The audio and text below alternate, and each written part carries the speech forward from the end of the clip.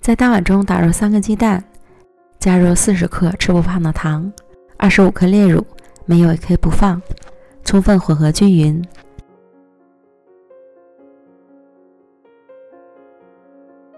再加入400克牛奶、60克玉米油，再次搅匀。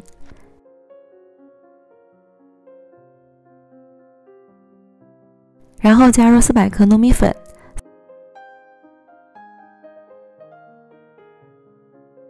3克无铝泡打粉，顺着一个方向搅拌成细腻的面糊。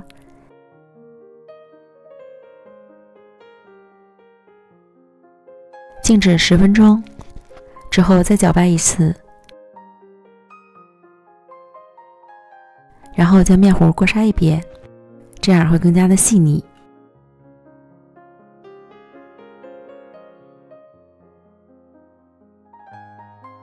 再来准备一些自己喜欢的坚果和果干，坚果都是要熟的，所有坚果和果干的总重量在200到250克之间，可以随意搭配。最方便的就是家里有什么就用什么。然后将一半的面糊倒入到铺好油脂的烤盘里，我这个是28厘米的正方形烤盘，再均匀的撒好所有的坚果和果干。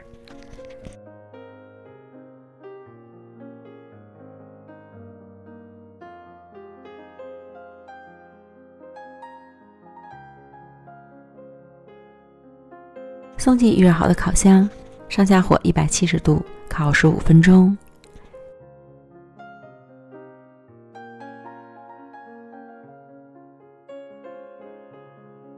时间到了，取出来，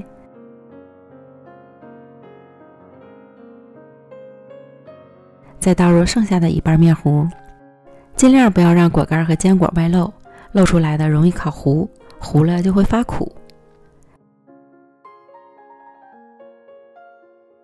再次送回到烤箱里，170度烤35分钟。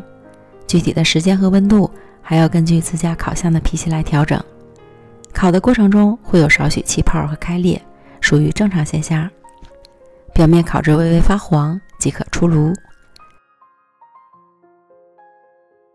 取出来后就要脱模冷却，否则底部会有湿气。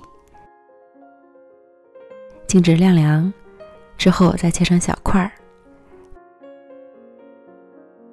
切开之后就可以看到里面满满的果仁和果干，不用我多说，你就能想到它该有多好吃了吧。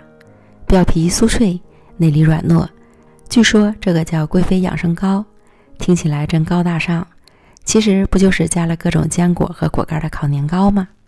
但是别管它叫啥，好吃是真的，推荐朋友们一定要试试哦，真是越吃越爱吃。今天就给大家分享到这里，咱们明天见，拜拜。